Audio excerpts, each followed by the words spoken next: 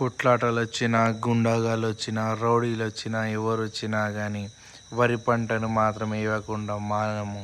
ఎందుకంటే మేము వరి పంటను వేస్తేనే అందరూ తింటారు.